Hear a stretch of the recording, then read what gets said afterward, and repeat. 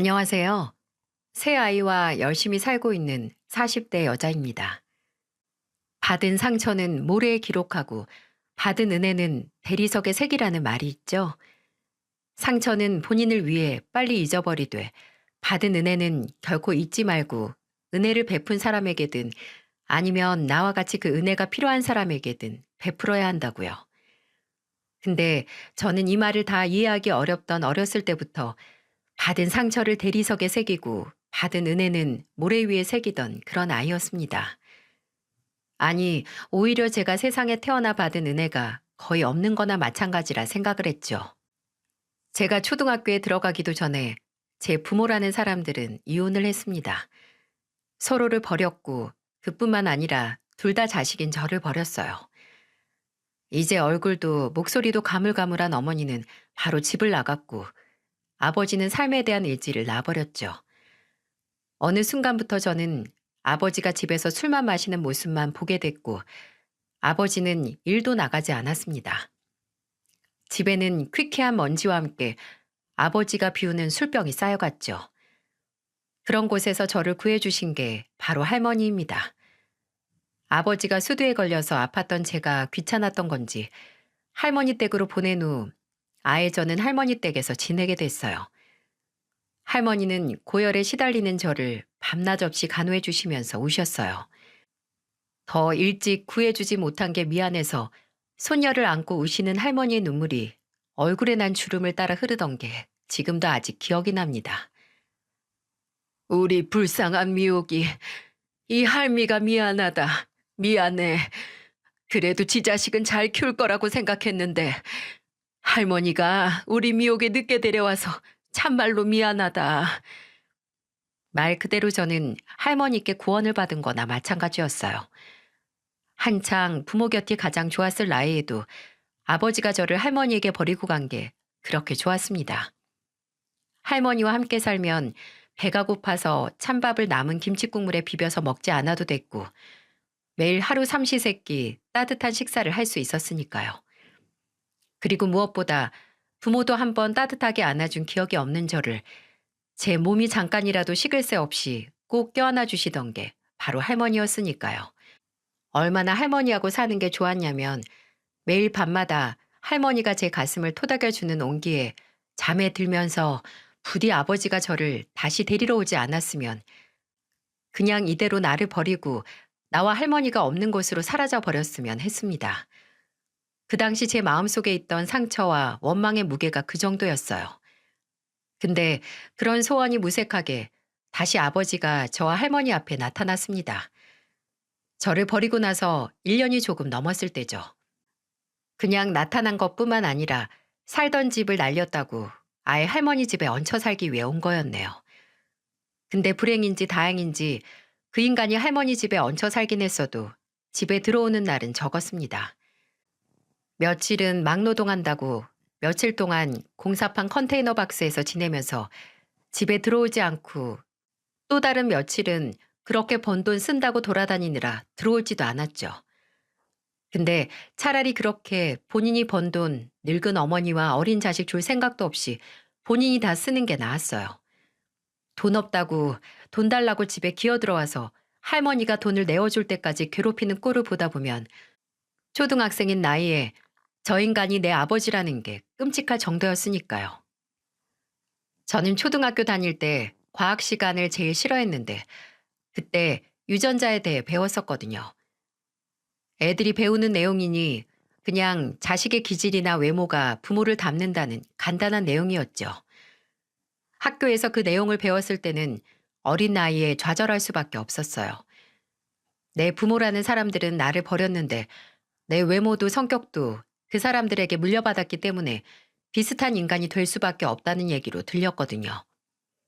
그런 제 마음을 모르는 담임 선생님은 다음 과학 시간까지 부모님과 같이 나온 사진을 가져와서 본인과 부모님의 외모가 얼마나 닮았는지 비교를 해보는 시간을 갖겠다고 했고 저는 차라리 다음 과학 시간이 아예 안 돌아오길 바랬었죠. 제 집에서 침울하게 있으니 할머니께서 절 의아하게 생각하셨나 봅니다. 학교에서 무슨 일 있었냐, 친구랑 싸웠냐 묻는 할머니께 저는 수업 시간에 대한 이야기를 했고 사진을 가지고 가고 싶지 않다고 했어요. 그 말을 들은 할머니께서는 다음 날 일회용 카메라를 들고 오셨습니다. 그리고 제 머리를 빗겨주시고 할머니도 머리를 빗으시더니 그때 할머니 집 작은 마당 앞에서 같이 사진을 찍었어요. 그리고 말씀하셨죠. 미호가 이거 이 할머니가 사진 뽑아올 테니까 학교에 가져가. 그리고 너는 네 아빠나 엄마가 아니라 이 할머니 닮았다고 말해. 여기 요 눈이랑 피부 뽀얀 것도 할머니 닮은 거고 너 뼈 튼튼한 것도 이 할미 닮은 거라고 말해. 그리고 똑똑해서 바느질도 잘하고 말 야무지게 잘하는 것도 할머니 닮았다고 해. 묘가 너는 네 아빠나 엄마 하나도 안 닮았어. 너는 이 할머니 닮은 거야. 그러니까 네 아빠랑 엄마보다 훨씬 더 훌륭한 사람으로 클 거야. 알았지? 오래전부터 제게 가족은 할머니뿐이었어요. 할머니는 세상에서 저를 믿어주고 저를 사랑해주는 단 한 사람이었죠. 그런 할머니께서 제가 고등학교 3학년 때 돌아가셨을 때는 세상이 무너지는 것 같았습니다. 세월이 지나면서 제가 할머니보다 키가 커지고 힘이 세지면서 언젠가 이별이 찾아올 거라는 건 알고 있었어요. 할머니 얼굴에 주름이 늘고 먹는 약이 늘어나면서 할머니가 저를 떠날 거라는 마음의 준비도 했었습니다. 근데 막상 그 순간이 찾아오니 눈앞에 저승사자가 있다면 차라리 날 데려가 달라고 울고 빌 정도로 매달리게 되더라고요. 할머니, 제발 가지 마세요. 네? 할머니 가면 나 어떻게 살아요? 제발 저 버리지 마세요. 그냥 나랑 살아요. 제가 어떻게든 병원비 벌 테니까 10년, 아니 5년만이라도, 1년만이라도 더 저랑 살아요. 네? 할머니.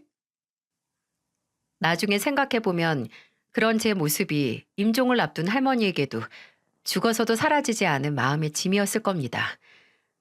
그때 그걸 알았다면 그러지 않았을 거예요. 저는 성인이 되기 전에 상복에 상주 완장을 차고 할머니 빈소를 지켰습니다. 하나 있는 아들인 아버지가 오긴 했지만 그 인간이 온 이유는 장례식에 마련된 술뿐인 것 같았어요. 그 술을 실컷 퍼마시다가 나중에는 바리바리 싸들고 사라졌었죠. 할머니께서는 본인이 당장 죽음의 문턱 앞에 있었을 때도 손녀인 제 걱정뿐이었나 봅니다. 하나 남은 친척인 고모할머니께 저를 부탁한다고 자리 잡을 때까지만 도와달라고 부탁을 하고 가셔서 저는 졸업할 때까지 고모할머니의 도움을 받을 수 있었죠.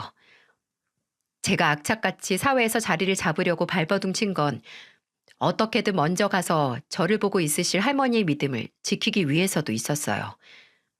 하지만 졸업 후 대기업 공장에서 생산직으로 하루에 10시간 추가 근무까지 하면서 살았던 건 무엇보다 제가 제 부모와 다르게 대단한 사람이라는 걸 증명하고 싶은 마음도 있었습니다.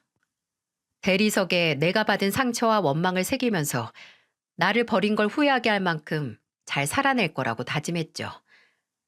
하지만 돈벌레는 돈 냄새를 맡고 어디든 간다고 했나요? 제가 돈을 벌기 시작하니 평생 1년에 한두 번 얼굴도 보기 힘들었던 인간이 제게 찾아오더군요. 야 임마, 당연히 애비가 딸 어디 있는지 정도는 알지. 네가 내 피하고 살에서 태어났는데 그걸 모를까? 이년아, 네 아버지가 너 찾느라 고생을 이만저만 한 게 아니야. 이렇게 딸 면상 직접 보러 왔으니까 보답하는 의미로다가 용돈 좀 줘봐라. 나도 이제 딸년이 집 밥벌이 할 정도로 컸으니까 너 키운 보상은 받아야지.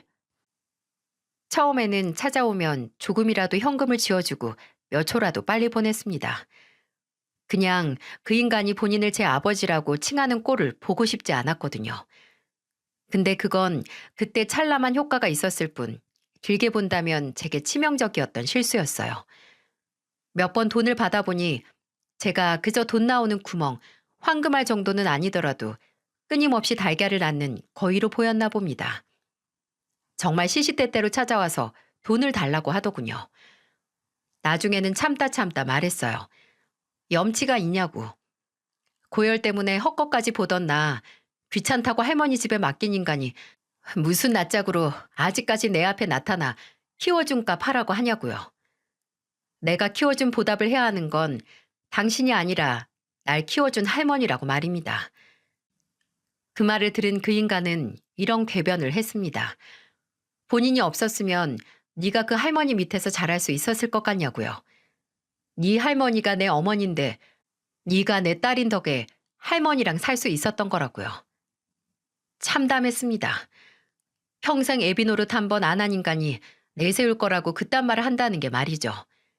저는 피가 끓는 심정으로 말했어요.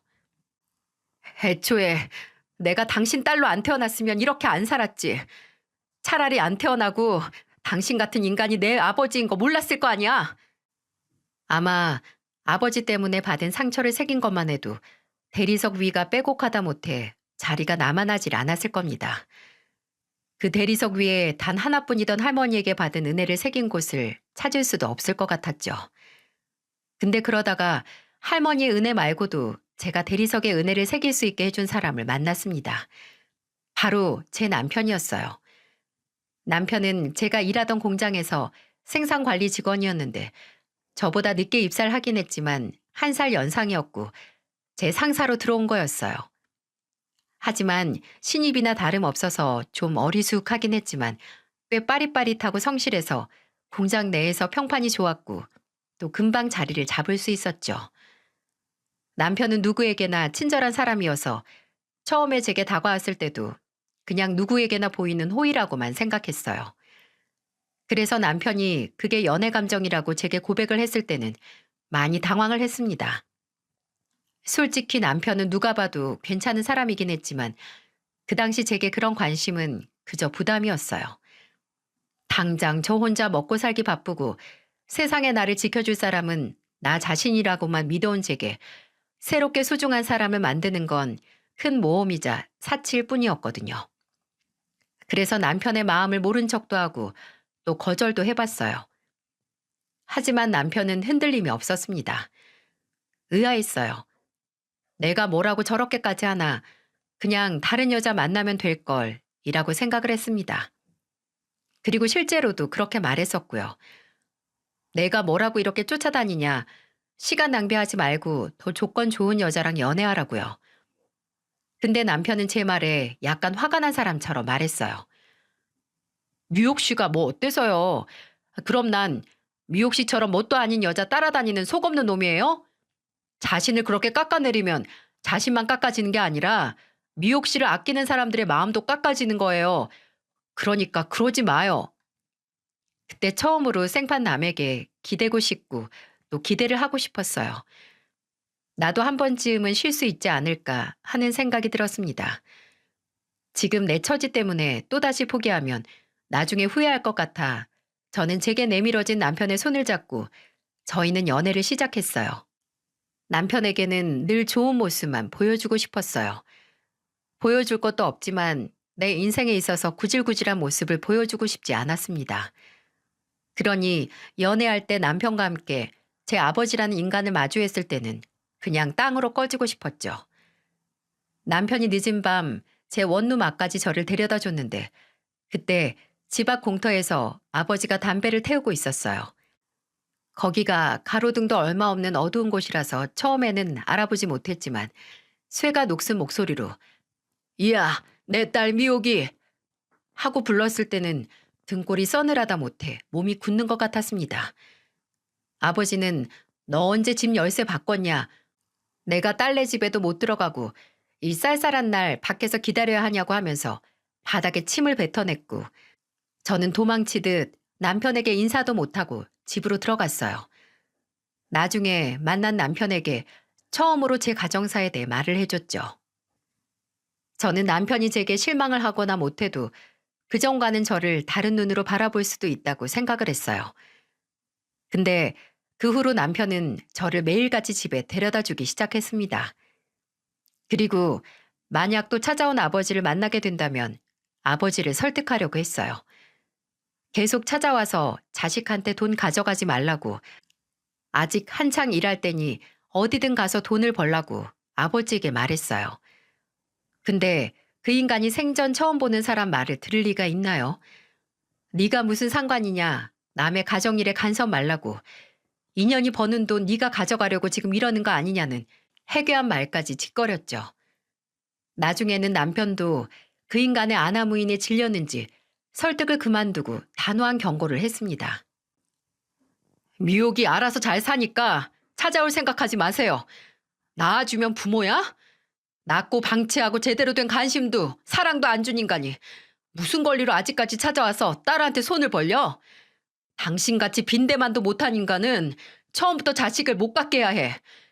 미옥이가 잘 큰 걸 다행으로 여겨. 당신 같은 부모 평생 원망하고 피눈물 흘리면서 살아온 자식 손에 잘못되는 거? 현실에서 일어나는 일이야. 두 번 다시 찾아오지 마. 이제는 미옥이가 참아도 내가 안 참아. 남편은 돌아가신 할머니를 제외하고 제가 처음으로 의지를 하게 된 사람이었어요. 그런 남편과 만나 결혼을 했던 건 제 인생에 있어서 가장 잘한 일 중 하나이기도 하지만 그 결혼 과정에서 가장 후회하는 일을 저지르기도 했네요. 제 결혼을 아버지인 그 인간에게 알린 겁니다. 저는 초가을에 결혼을 한다고 말했고 아버지는 대뜸 그 건방진 놈이랑 하는 거냐고 물었어요. 참다 못한 남편이 본인에게 평생 자식을 못 가지게 했어야 했다는 말을 했으니 뒤끝이 남았나 봅니다. 솔직히 그렇게 제 결혼 소식을 전하면서 아버지가 와주길 바란 건 아니었어요. 그저 축하한다, 잘 살아라 이런 말을 듣고 싶었던 것 같아요. 근데 아버지는 제게 이렇게 말했죠. 그래서 뭐 가서 네 손잡고 행진이라도 같이 하자고? 그래, 딸년 결혼식에 못할 건 없지. 근데 내가 가서 입을 양복이 마땅히 없는데 어떻게 하냐? 요새 옷이 좀 비싸니? 그러니까 돈 좀 보내봐라. 그럼 내가 아주 번지르르한 양복 입고 가서 네 손 잡아줄 테니. 그리고 교통비도 필요하고 거기 네 애비 친구들까지 부르면 축의금도 꽤 많이 받을 텐데 그때 받을 거 미리 땡겨서 줘도 되고. 알아들었냐? 희망을 버리면 절망할 필요도 없다더니 하나 있는 딸에게 축하한다는 말도 못하는 이 한심하다 못해 불쌍한 인간에게 제가 너무 많은 기대를 했네요. 저는 아버지의 말에 수십 년 동안 원망들만 새겨온 대리석이 박살나는 기분이 들었고 차분하게 말했습니다. 올 필요 없어. 그냥 알고나 있으라고. 한때는 그래도 낳아준 부모라고 내 하나밖에 없는 가족이 당신이라고 생각을 했는데 이제 나는 내 진짜 가족 만나서 가니까 혼자 잘 살라고 그 말하려고 전화한 거야. 나는 드디어 내 가정 꾸려서 가는데 당신은 이제 정말 혼자니까. 마지막 인사하려고. 그래도 당신한테 고마운 거 하나는 있네. 내가 태어나지도 못했으면 이렇게 내 행복 찾지도 못했을 텐데. 고마워요, 아버지. 평생 딱 하나 나한테 잘한 일이 있어서. 저는 그렇게 과거를 묻고 남편과 결혼을 했습니다. 제가 그렇게 미련 없이 상처를 대리석에 새기던 과거를 버릴 수 있었던 건 이제 새로운 대리석에 새길 은혜를 무수히도 많이 준 남편과 제 시부모님을 만났기 때문일 거예요. 남편뿐만 아니라 시부모님께서도 혼자였던 절 가족이 되어서 품어주신 분들이거든요. 처음에 남편과 결혼 이야기가 오고 갔을 때는 불안했었어요. 고아나 마찬가지인 저를 가족으로 받아줄 집안이 솔직히 얼마나 되겠어요? 근데 그런 불안함이 무색하게 시부모님과 시동생은 저를 환영해 주셨습니다. 시어머니께서는 나중에 저를 키워주신 할머님께 우리 며느리 이렇게 잘 키워주셔서 감사하다는 인사를 드리고 싶다고 같이 할머니가 계신 납골당에 데려가 달라는 말도 하셨고요. 시아버지께서는 그때 당시 수선집을 하셨거든요. 근데 동네에서 드라이 클리닝하고 옷 줄여주는 일반적인 곳이 아니라 아무리 해도 안 없어지는 천이나 가죽에 생긴 얼룩이나 해지고 뜯어져서 변질된 가죽을 재가공해서 새 것처럼 만들어주는 곳이었어요. 시아버지께서 거의 20년이 지난 가죽 가방을 이제 산 새 것처럼 바꾸는 기술을 보면 장인이 따로 없었죠. 근데 어쩔 수 없이 옷이나 손끝에서 수선집에서 사용하는 화학 약품 냄새나 매일같이 손끝이 다를 정도로 만지는 가죽 냄새가 날 수밖에 없었는데 제가 인사를 드리러 간 날 그 냄새가 날까봐 신경을 쓰셨다고 하더라고요. 미호가 네 시아버지 너한테 약품이나 가죽 냄새 나면 며느리 사랑 못 받을까 봐 새로 장만한 옷 입고 아침부터 목욕탕도 갔다 왔다. 그것도 모자라서 머리에서도 약품 냄새가 나는 것 같다고 이발도 하고 왔어. 아버지, 아침부터 바쁘셨네요. 근데 30년이 넘게 한 일인데 그렇게 해서 금방 냄새가 가시겠어요? 지금도 살짝 나는 것 같은데. 창욱이 너 조용히 해라. 안 하는 것보다 그래도 노력이라도 하는 게 상대방한테 좋은 인상을 남기는 거요. 근데 미호가 정말 냄새 좀 나니? 어, 살짝 나는데 전 오히려 좋아요. 이런 냄새 맡아본 적 있거든요. 어렸을 때 할머니 친구분이 하시는 바느질 공장 가면 맡던 냄새랑 비슷한데 왠지 그때 생각도 나서 좋은데요. 제 말을 들은 시아버지께서는 다행이라고 그때 생각나면 언제든 본인 수선집으로 놀러 오라며 유쾌하게 웃으셨어요. 남편과 시댁 식구들은 가족은 할머니와 저 딱 두 명이었다는 제게 복작복작한 새로운 가정을 선물해 줬습니다. 남편과 저는 결혼하자마자 시댁에서 합가를 해서 살았는데 신혼 초에 참 적응 안 되는 일이 많았어요. 아침에 다른 사람들의 말소리를 들으면서 잠에서 깨는 것도 새로웠고 식사할 때 여럿이서 둘러앉아서 한 입 먹고 말하고 또 한 입 먹고 말하면서 식사 시간만 40분이 넘도록 하는 것도 새로웠어요. 그리고 밤이 됐을 때 갑자기 저희 방문을 두들기는 노크 소리에 놀라서 나가보면 허기지지 않냐며 야식으로 비빔밥을 해먹자는 시어머니의 웃는 얼굴도 새로웠습니다. 또 독립을 한 시동생은 본가에 올 때마다 늘 어디서 음식을 포장해서 바리바리 사들고 왔었는데 제가 시댁에서 살게 된 후로는 제가 좋아하는 음식을 위주로 사오는 거예요. 어느 순간부터 집을 찾은 시동생의 손에 칼칼한 전골류나 등갈비, 해산물 찜이 들려있는 걸 보고 뭔가 가족으로서 챙김을 받는 것 같고 내 생각을 이렇게 자연스럽게 해주는구나 하고 소소한 감동을 하기도 했습니다. 저는 살면서 노력하는 만큼 보답을 받고 열심히 살면 복을 받는다는 말을 믿지 않았던 사람에 가까웠어요. 쥐구멍에 볕이 들어도 그곳은 여전히 쥐구멍이고 인생은 어차피 출발선부터 불공평하다고 생각했으니까요.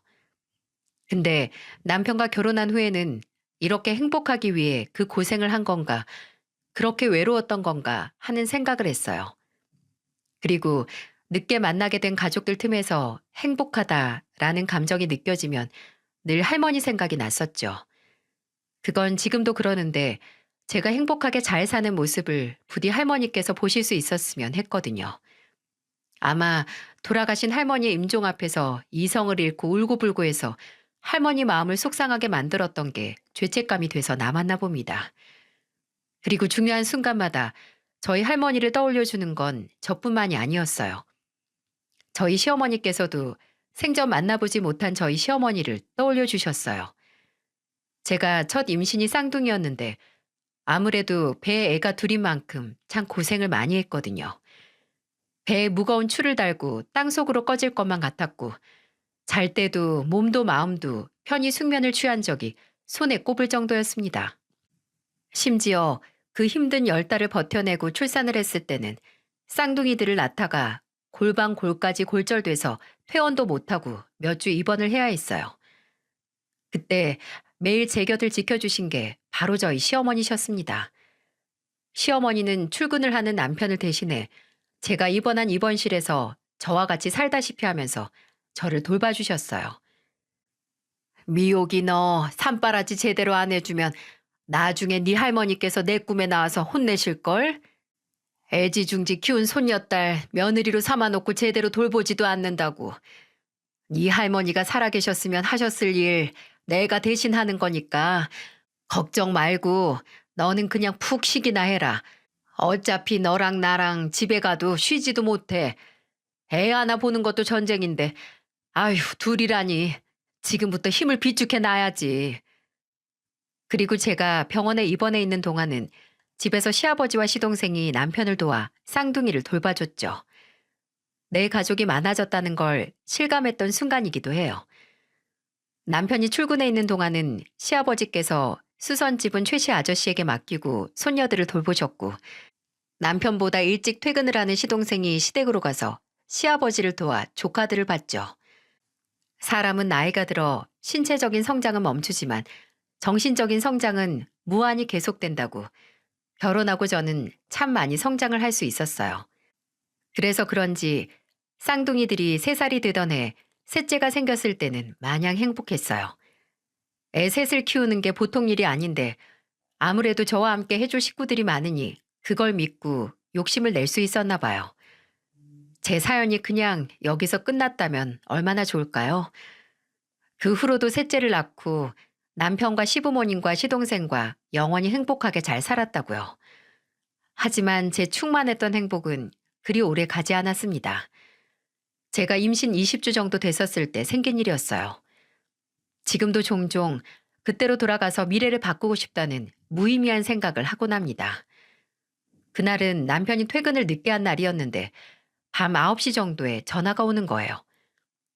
여보세요? 당신 지금 오는 길이야? 어, 지금 가. 밥은 다 먹었지? 아까 다 먹고 지금 막 진이랑 미니 씻기고 나왔어. 아이고, 우리 여보야 배 나와서 애들까지 씻겨서 힘들겠구만. 출출하지 않아? 가면서 뭐 사갈까? 됐어. 지금 이 시간에 뭘 사와. 그냥 빨리 들어와서 당신이나 밥 먹어. 에이, 출출하잖아. 우리 여보야 뱃속에 콩알이는 뭐 먹고 싶다고 안 해? 들어가면서 사갈 테니까 야식으로 같이 먹자. 그냥 빨리 오라니까. 와서 김치찌개 남은 거에 살이 넣어서 먹자. 정말 그거면 돼? 당신 떡볶이 먹고 싶지 않아? 어제 TV에서 즉석 떡볶이 맛집 나오는 거 보고 가보고 싶다고 했잖아. 떡볶이에 튀김이랑 순대 안 당겨? 뭐 사오면 먹게 하겠지. 거봐, 먹고 싶은 거 있으면서. 알았어. 내가 떡볶이가 식기 전에 광속으로 사갈게. 자지 말고 기다리고 있어. 저와 함께 먹을 떡볶이를 사오겠다는 남편. 저는 남편이 오면 바로 먹을 수 있게 그릇과 수저를 준비했고 같이 드실 거냐고 묻기 위해 시부모님 방에 갔습니다. 이른 시간인데 두 분이 TV를 킨 채로 벌써 주무시고 계시더라고요. 저는 조용히 TV를 끄고 나와서 남편을 기다렸습니다. 근데 30분이 지나도 남편이 안 오는 거예요. 분명 남편은 그 당시 저희가 자주 사 먹던 역 근처 포장마차에 들렀을 텐데 거기서 집까지 걸어도 15분이 안 되거든요. 이 시간에 우리처럼 야식 먹는 사람이 많은가 보다 생각을 했는데 1시간이 지나도 남편은 집으로 오지 않는 거예요. 뭐지 싶어서 전화를 해보니 전화도 받질 않는 거예요. 불안한 마음이 점점 커져가고 있었는데 그때 정막을 뚫고 제 휴대폰이 울리기 시작했습니다. 남편 휴대폰 번호였어요. 여보세요? 당신 왜 아직도 저 주창욱 씨 가족 되십니까? 휴대폰 너머 들려온 목소리는 남편이 아니라 생전 처음 들어보는 사람의 목소리였어요. 제가 놀라서 차마 맞다고 대답을 못했는데 그 목소리는 제게 이렇게 말했어요. 주창욱에게 사고가 났고 지금 병원으로 옮기고 있다고. 상태가 위중하니 가족분들이나 보호자분이 지금 빨리 오셔야 한다고 말이죠. 저는 전화를 끊지도 못하고 주저앉아서 시부모님을 불렀습니다. 어머님, 아버님! 하고 울리는 큰 소리에 방에서 주무시고 계시던 시부모님이 놀라서 뛰쳐나오셨어요. 저는 제가 받은 전화에 대해 설명을 했고 시아버지께서 운전하시는 차를 타고 남편에게 갔습니다. 시어머니는 쌍둥이와 함께 집에 남으셨고요. 병원에 도착을 했을 때 남편은 이미 수술실에 들어간 다음이었습니다. 중간에 수술실에 있던 의사 선생님이 나와서 저와 시아버지께 남편의 상태에 대해 설명을 하고 어떤 수술을 하고 있다고 설명을 했지만 그때는 제 귀에 들어오지도 않았어요. 그냥 어느 장기가 파열이 됐고 갈비가 골절이 됐는데 그게 뭘 뚫었고 알아먹지 못해도 남편이 생사를 오고 가고 있다는 건 확실했습니다. 저희는 그저 살려만 달라고 제발 살려달라고 의사 선생님께 그리고 신께 빌었어요. 그리고 수술실 앞에서 남편을 기다렸고 5시간 후 남편은 다시 저희 곁으로 돌아왔지만 이미 이 세상 사람이 아니었습니다. 의사 선생님은 끝내 살리지 못했다고 죄송하다는 심심한 위로의 말을 했고 시아버지는 그 말과 동시에 주저앉아서 오열을 하셨습니다. 안 된다. 창우가, 안 돼! 창우가, 창우가! 저는 병원 복도에 울려 퍼지는 시아버지의 목소리를 들으면서 눈을 감았어요. 그리고 이건 끔찍한 악몽이고 다시 눈을 뜨면 나는 집에서 떡볶이를 사올 남편을 기다리고 있을 거라고 믿었습니다. 하지만 현실은 다시 눈을 떴을 때 병원 천장이 보이고 제 팔 한쪽에는 링거가 꽂혀 있더라고요. 주변에는 시어머니와 시아버지 그리고 시동생이 보였고요. 제가 깬 걸 본 시어머니는 제가 수술실 앞에서 쓰러졌다고 말씀하셨고 저는 시어머니께 물었어요. 어머니, 남편은요? 그 사람은 나았어요? 수술 잘 됐대요? 막 정신을 차리고 제정신이 아니었던 저는 남편을 찾기 시작했고 시어머니는 그런 저를 껴안고 통곡을 하셨습니다. 아유, 불쌍한 우리 창욱이 너랑 애들 두고 어떻게 눈 감니? 라고 하시면서요. 남편을 친 차는 음주운전 차량으로 신호 위반을 하고 길을 건너던 제 남편을 친 뒤에 뺑소니까지 쳤다고 해요. 몇 시간도 안 가서 목격자의 신고로 잡히긴 했지만 그렇다고 제 남편이 살아 돌아오는 건 아니었습니다. 저는 제정신인 순간이 단 한 번도 없어서 남편 장례식을 지킬 수도 없었어요. 탈수까지 심하게 와 이러다가 뱃속의 애가 잘못될 수 있다는 의사의 말에 마음 놓고 울 수도 없었어요. 그렇게 남편을 허무하게 보내고 저는 며칠 동안 아직도 눈앞에 선한 남편의 얼굴이 나오는 동영상만 봤습니다. 영상 안에서 남편은 쌍둥이들을 양손에 안고 그네를 타고 있었죠. 진이야, 민이야, 저기 봐봐. 엄마 있네? 엄마한테 손 흔들어. 옳지. 엄마 사랑해요. 해봐. 엄마 사랑해요. 며칠 내내 틀어박혀 울기만 하고 시부모님 얼굴을 보지도 못했어요. 내가 그때 끝까지 떡볶이를 안 먹겠다고 했으면 미래가 조금 바뀌지 않았을까? 나는 왜 그때 그걸 사오라고 했을까 하는 죄책감에 그냥 눈을 감고 싶었습니다. 그냥 하늘로 가버리고 싶었어요. 거기 남편도 있고 할머니도 있으니 살만할 거라는 터무니없는 생각을 하면서 말입니다. 제가 그렇게 의미 없는 죄책감으로 하루하루 말라갈 때 시부모님은 저를 위로하시려고 노력하셨습니다. 과거는 바꿀 수 없다고, 너는 잘못 없다고 하시면서요. 근데 그 위로가 저를 더 슬프게 했어요. 저는 남편을 잃은 거지만 두 분은 자식을 먼저 보낸 건데 제정신이 아닌 며느리 위로하시는 모습이 저를 더욱 작게 만들었거든요. 근데 여러분, 그런 고통 속에서도 살긴 사라지더군요. 쌍둥이들이 제게 매달려서 울면 애들 달래고 먹이고 입히느라 시간은 가긴 가고 또 뱃속의 아기는 엄마에게 무슨 일이 일어났는지 모르니까 세상에 태어날 준비를 하고 있었고요. 제 남편은 떠났지만 세상은 돌아갔고 저도 숨을 쉬면서 살아갔어요. 그렇게 신락 같은 한 줄기 의지를 손에 쥐고 아들 낳았습니다. 그래도 내게는 남편 덕분에 가족이 될 수 있었던 시부모님이 계시니 다 괜찮을 거라고 생각을 했어요. 근데 제가 셋째를 낳고 시간이 좀 지났을 때 시부모님께서 제게 그러시더군요. 이제 제 인생을 살라고 말입니다. 저는 이해할 수 없었어요. 저는 이미 제 인생을 내 가족과 살고 있는데 왜 갑자기 저런 말을 하시는 건지 이해가 가지 않았어요. 제가 무슨 말이냐고 하니 나란히 앉아 계셨던 시부모님은 어렵게 이야기를 꺼내시더군요. 이제 힘들게 우리 집 며느리 역할까지 할 필요 없다는 소리야. 아이, 어머님, 그런 말이 어딨어요. 제가 무슨 역할을 한다고. 그냥 같이 사니까 당연하게 하는 거죠. 그 당연한 게 지금 너를 더 힘들게 하는 것 같아서 그런다. 생각해봐라. 너 지금 애새 보면서 나나 네 시애미까지 모시고 살잖아. 미호가 너 아직 30대다 30대. 앞날이 창창하고 한창 본인 인생 살아갈 때야. 죽은 남편 눈에 밟혀서 남은 시부모한테 헌신하면서 살 때가 아니라고. 이게 시부모하고 며느리 영 끊자는 게 아니야. 창욱이가 그렇게 갔어도 너는 언제까지고 우리 며느리일 거고 우리도 네 시부모고 애들 할머니 할아버지야. 너 자리 잡을 때까지 우리가 도와줄 거고 앞으로도 계속 얼굴 보고 살 거다. 그냥 우리도 네 어깨에 있는 책임을 좀 덜어주고 싶어서 그래. 처음에는 물론 상처를 받았죠. 설마 남편이 죽었으니 나는 며느리도 아니라는 건가? 애들 셋 같이 키우는 게 힘들어서 내보내시는 건가? 정말 별별 생각을 다 했습니다. 근데 나중에 시동생에게 듣기로는 시부모님께서 손주들을 볼 때마다 괴로워하셨다고 하시더라고요.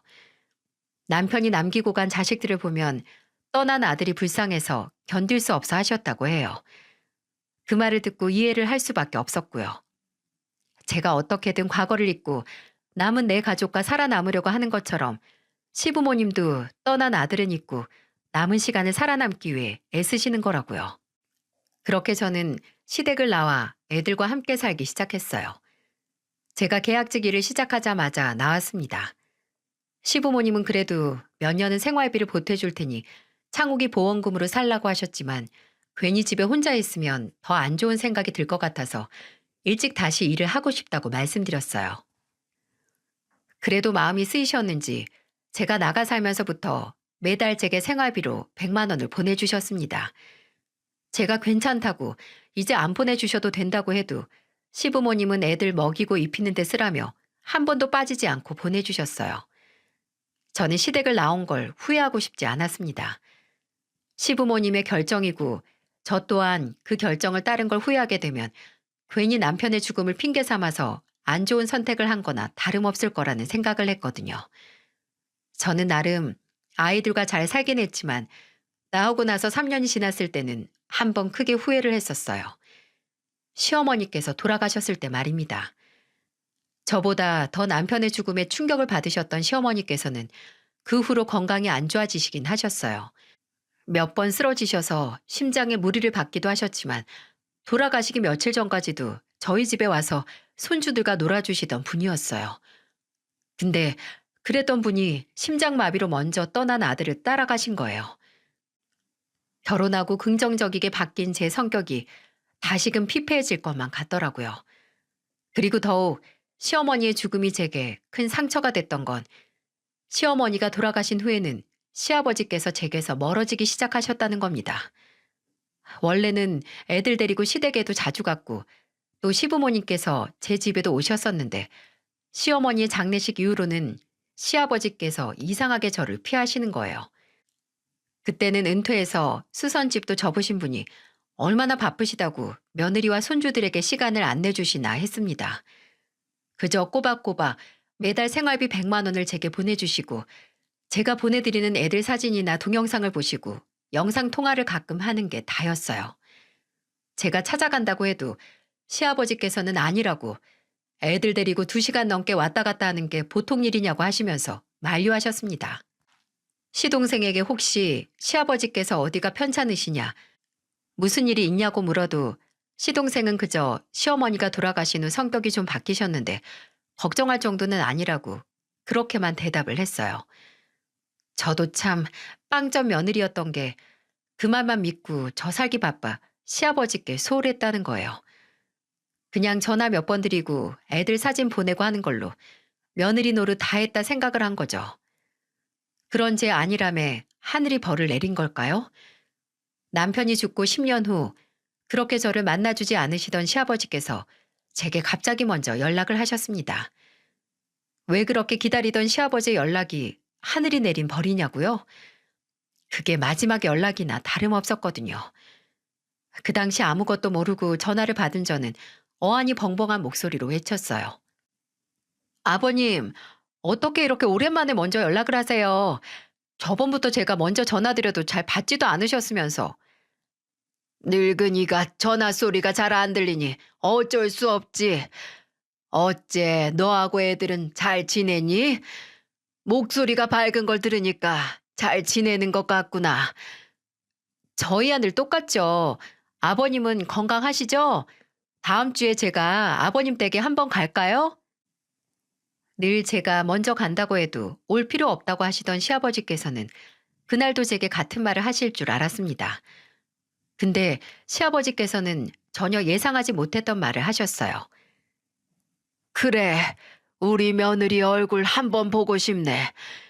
미옥이가 잘하던 수제비도 먹고 싶고 미호가, 내가 가면 오랜만에 우리 며느리가 시아버지한테 주던 밥상 받을 수 있냐? 저는 얼른 당연하다고 제가 가서 직접 해드리겠다고 했어요. 시아버지의 그 말이 두 번 다시 놓칠 수 없는 기회인 것처럼 당장 내일이라도 가겠다고 했습니다. 그랬더니 시아버지는 아니라고, 내가 간다고 날짜 잡을 테니까 그날 보자고 하셨어요. 저는 시아버지께서 정말 7년 만에 저희 집에 오시는 거라 며칠 내내 청소를 했고, 당일 아침 일찍 새벽 시장에 가서 바지락 싱싱한 거 사와서 시원한 수제비를 한 손 만들었습니다. 손으로 직접 반죽해서 뚝뚝 끊어지는 수제비도 모자랄 것 같아 혹시 밥을 드시고 싶어 하실 것도 같아서 밥이랑 반찬도 따로 만들었고요. 수제비랑 석박지 같이 드시는 걸 좋아하셔서 석박지도 미리 만들었어요. 그리고 아이들과 함께 시아버지를 기다렸고, 드디어 약속한 시간에 초인종이 울리고 시아버지가 도착하셨을 때 저는 그대로 주저앉을 뻔했습니다. 시동생과 함께 왔는데 시동생이 부축을 해서 함께 제 집 현관을 지나 들어오는 사람은 저희 시아버지라고 하기엔 너무 많은 게 바뀌어 있었어요. 원래 제가 기억하는 시아버지께서는 키 170 중반의 70kg대로 건강한 체형이셨는데, 그때 제 눈앞에 시아버지께서는 60kg가 될까 말까 할 정도로 말라 있었습니다. 그리고 시동생에게 부축을 받으며 들어서는 모습에서 저는 큰 불안감을 느낄 수 있었어요. 일단 먼 곳에 오신 만큼 상을 차려서 식사를 대접했는데 시아버지께서는 제가 만든 음식을 아주 조금씩 드시면서 말씀하셨어요. 아, 역시 이 맛이다. 내가 날이 추워지면 그렇게 미옥이 네 수제비 생각이 났다니까. 그럼 날 추워질 때마다 저 부르시지. 왜 이렇게 늦게 오셨어요? 당연히 제가 가서 해드렸을 텐데. 그랬더니 시아버지는 고개를 숙이고 웃으시면서 이제라도 먹었으면 됐다는 말씀을 하시더라고요. 차마 식사하는 내내 제 머릿속에 떠다니는 질문을 꺼낼 수가 없었어요. 그래서 긴 식사를 끝내고 나서 시아버지께 물었죠. 아버님, 요새 몸은 좀 어떠세요? 괜찮으신 거죠? 물어본 게 아니라 제 희망사항을 말한 거나 마찬가지였어요. 저는 시동생 눈치를 보고 시아버지 눈치를 보면서 조마조마했는데 시아버지께서는 살풋 미소를 한번 지으시고 대답하셨습니다. 늙으면 다 일이 되는 거지 뭐. 새삼스러울 게 있나. 그게 무슨 말씀이세요? 어디 편찮으세요?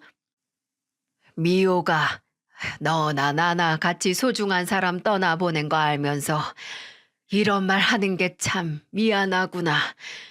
나도 다 지나고 나서 알리고 싶었는데, 아휴, 참. 날짜 받아둔 사람 마음이 이리 약해지나. 너하고 애들 보고 싶어서 내가 욕심을 좀 부렸어. 천천히 말을 내뱉던 시아버지께서는 눈물을 흘리기 시작하셨고, 저도 덜컥 겁이 나서 눈에 눈물이 맺히기 시작했습니다. 그리고 그 눈물은 시아버지의 다음 말을 듣고 쏟아져 내렸어요. 내가 떠날 날이 얼마 안 남았어. 이제 한 달 좀 더 남았으려나. 그래서 가기 전에 너도 보고 애들도 보고 또 네가 한 음식 한번 먹고 가려고 왔다. 떠날 날이라니. 아버님, 그게 지금 무슨 오랜만에 오셔서 갑자기 무슨 말씀을 하시는 거예요? 원래는 나 떠나고 나서 진욱이한테 전해달라고 하려고 했는데 날짜가 다가오니까 그래도 얼굴을 봐야 할 것 같아서 말이야. 그 많은 일을 겪은 너한테 이런 말 전해서 내가 면목이 없구나. 미안하다. 아버님이 왜 미안하세요? 아버님이 뭘 잘못하셨다고. 아버님이 왜... 아니, 아버님 잘못하신 거 있어요. 왜 그 말을 이제 하세요? 이제 와서 얼굴 볼 시간 얼마 안 남았다고 하시면 제가 뭘 어떻게 해야 하는데요? 7년 만에 제게 찾아오신 시아버지께서는 췌장암 말기로 제게 알리지 않고 요양병원 생활을 하시다가 이제 시간이 얼마 안 남았다는 걸 아시고 인사를 하러 오신 거였습니다. 저는 그 연락이 앞으로 다시 시아버지와 자주 왕래할 수 있는 계기가 될 거라고 믿었는데 실상 그 연락은 영원한 작별을 위한 연락이나 다름이 없었어요. 우는 저를 보고 시아버지께서도 눈물을 흘리셨는데 초등학생 아들이 그런 시아버지를 보고 할아버지 울어요? 하고 묻는 거예요. 그랬더니 시아버지는 소매로 얼굴을 쓱쓱 닦으시더니 말하셨습니다. 이누야, 이건 할아버지가 기뻐서 우는 거야. 이렇게 이누 엄마랑 이누랑 민이랑 진이 오랜만에 봐서 이 할아비가 너무 행복해서 우는 거지. 그리고 할아버지가 미련도 안 남게 잘 사는 거 보여줘서 고마워서 우는 거고. 미호가 너 아무것도 할 것 없다. 그냥 네 시애비 잘 보내주기만 하면 돼. 그거면 된 거야. 넌 이미 나한테 해준 게 일이 많지 않니? 그러니까 괜찮아. 다 괜찮을 거야. 마음 같아서는 그 자리에서 아이처럼 울면서 시아버지께 매달리고 싶었습니다. 원망도 하고 싶었고 저 자신을 마구 치고 싶기도 했어요. 그런데 저는 이미 돌아가신 저희 할머니 앞에서 그런 실수를 했었어요. 그리고 후회를 했었기에 차마 시아버지께 같은 실수를 할 수 없었죠. 그래서 우는 거 말고 매달리는 거 말고 제가 할 수 있는 일을 했습니다. 시아버지께서 가시는 날 그 직전까지 저희가 행복하게 잘하는 모습을, 열심히 사는 모습을 보여드리는 거예요. 시아버지께서 계시는 병원에 찾아갔고 쌍둥이가 상장 받은 것들을 챙겨가고 또 아들이 피아노 배우는 걸 영상으로 찍어서 보여드렸어요. 제가 회사 계약직에서 정규직으로 전환이 된 것도 말씀드리면서 아버님이 그때 저를 보내주시지 않았으면 없었을 일이었다고 했죠. 어떻게든 시아버지께서 눈 감기 전까지 이번 생이 정말 행복했고 또 이룬 일이 많았다는 걸 느끼셨으면 했습니다. 시아버지께서는 그렇게 한 달하고도 17일째 되던 날 주무시다가 남편과 시어머니께서 계시는 곳으로 가셨어요. 저는 또다시 제게 소중한 사람을 하늘의 별로 떠나보냈습니다. 시아버지의 장례식이 끝나고 시동생은 제게 시아버지 유언이 들어있는 편지 4개를 건네줬어요. 저와 손주들에게 각각 남기신 거였죠.